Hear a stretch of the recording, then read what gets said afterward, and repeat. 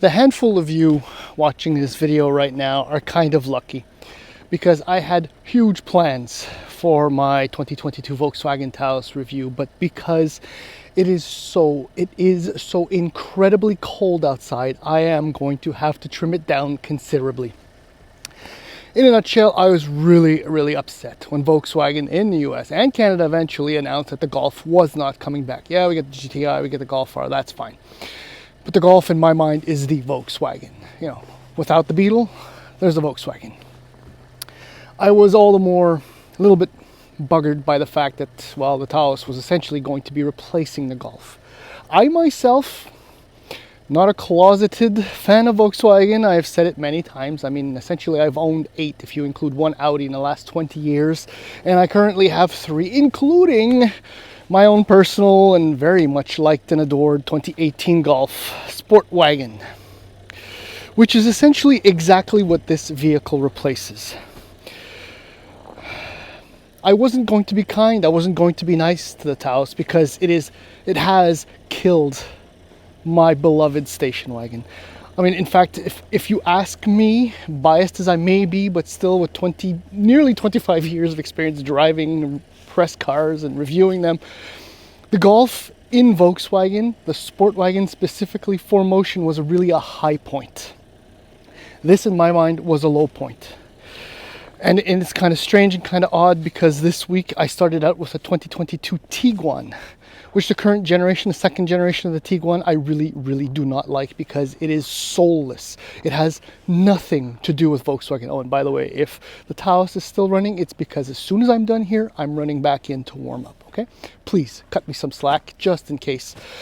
And then I stepped out of the Tiguan, which I still hate, even though it looks great. And I got into this. And I smiled again.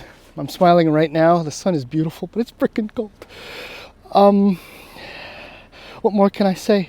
I mean, the bottom line is that Volkswagen made the right choice, obviously. I mean, if everything goes according to plan, at least for Volkswagen Canada, this will eventually become the best-selling nameplate in Canada for Volkswagen. Something the Golf could never have possibly hoped to achieve. So the money's going to roll in. But the thing is that a lot of things, in my opinion, were done to make me not want to like this vehicle. There are subtle details that only a Volkswagen Golf Sportwagen or a Mark 7 Golf owner would actually notice. So actually, maybe that's not really pertinent, but I'll still bring it up because this is my video. I'll do whatever I want. But yeah, this is more Volkswagen than the Tiguan could ever hope to be, and more than the Atlas could ever hope to be as well, which is probably its greatest redeeming quality. Anyhow, in the following video, there will be a pause. Well, you won't notice it, but I will, where I get back inside the Taos to warm up before we do the usual walk around and then take it for a little spin. Here we go. Visually speaking, I mean, the new Taos is absolutely attractive. I mean, it's no Golf Sportwagen. Okay, I just had to throw that in there. But it definitely has all of Volkswagen's modern DNA, visually speaking. I mean, the fact that this is King's Red also absolutely helps. And the optional 19s do give it a little bit of a visual boost as well. But all in all, this is a very attractive, very distinct SUV. Pricing in the US starts at $22,995 for the S. Goes up to $31,490 for the SEL. On all trims, 4Motion is optional. In Canada, it's a little bit the same, $26,695 for the base Trendline. All-wheel drive 4Motion is an extra $2,500, and it is standard on both the Comfort line and the Highline. The Highline is $36,695, which is the model you're looking at right here. Now, standard equipment in the base model as keyless entry and start, an 8-inch digital instrument panel, 17-inch wheels, an 6.5-inch touchscreen, Apple CarPlay, Android Auto, and so on and so forth. Now, when you step up to the Highline, you get a 10.25-inch instrument panel display, 18-inch wheels, heated and cooled seats. My tester, as I mentioned, I think I did, yes, the 19-inch wheels and the advanced driving package for a grand total of $38,195. Not ridiculously expensive, But as far as I guess this qualifies as a large subcompact SUV. Kind of pricey, but I mean, it's not really missing anything per se. King's Red, by the way, is an extra $295, and it's probably the first thing you should select when you're building this model. Okay, well, here we go. I guess from here, if you want an idea, this thing is 175.8 inches long, which is, or works out to be, just shy of 4 inches shorter than my Golf Sportwagen and 9.3 inches shorter than the Tiguan. So the Tiguan is still considerably bigger. It's also a little bit taller and I believe a little bit wider. Okay, so let's do the tour on the inside. Now, obviously, this is a 4Motion, as you can see right here with the badge, which means that trunk space, no power hatch for this, which means trunk space is down to about 705 liters. It's still really, well, reasonably accessible. It's all there. There's plenty of space. There isn't, I can do this, there isn't really any storage space under there. However, if you do get a front wheel drive model, you do get an extra 90 liters or so of trunk space. My Golf, if memory serves, is about 850 liters, so it's about the same width, but it's deeper. But there was a compromise in the Golf's design, because this is probably one of the other bigger advantages to the Taos over the Golf, maybe the only one, is that there's more room in the back seat. There's more leg room here compared to the Golf. I mean, just considering the way, I'm trying not to be in the shot, but what the heck, there's more of this kind of space, more leg room in the Taos. Not by much, but just enough compared to the Golf. See, okay, I'm gonna do it. This is so cheap. My Golf, unlock, that's all you need. This is a cheap little plastic button that is gonna get jammed or frozen, and that's a pain in the butt. The other difference, the camera, right, is right there. And the Golf, it's the logo that pops out. Yes, I know, after 4 years it'll break to 8 minutes after my warranty expires, but still, it's always clean. Inside, I mean, it's a combination of, that's because the key's not in it and it's upset. Decent fit and finish. I mean, the materials are kind of cheapish looking, but they work still quite well. The layout is nice. The seats are very comfortable. The bolstering is very, very deep. These are actual leather seats. They're not leatherette, definitely not cloth. Okay, so there's your 10.25 inch IP, which, I mean, it's fine. I mean, you have the fixed stuff here, and the rest is configurable. You just press on the view button. There you go, and you can toggle through a few settings and options. Here's your 8-inch display, which is essentially identical to what's in my Golf. It's the same series of buttons, and for the most part, the system works really, really well, except it's frustratingly slow to load. So slow to load. My Golf is experiencing the exact same issues right now, temperature-wise is what I mean, but the screen works instantly compared to this. I don't know. This is also lifted from the Golf, the same Climatronic dual zone climate control, so it's very straightforward, very easy. Storage is decent down here. Cup holders, storage here is nice. Door bins, as for most Volkswagens, are very generous, and visibility is actually quite good when you come around like this. It's not as good as the Golf, but still quite decent. And one of the physical things I like the most about this, the steering wheel is beautiful, and this actual physical buttons, yes, heated steering wheel, compared to the Tiguan or the Highline, has these haptic junk buttons that you have to press like 6 times, and if you're off by a millimeter, you'll change the channel and radio instead of activating the heated steering wheel. Hate that crap. This works, and it's good, and it's probably going to be more reliable in the long run. Anyways, that's a lot of things said. Time to go for a drive.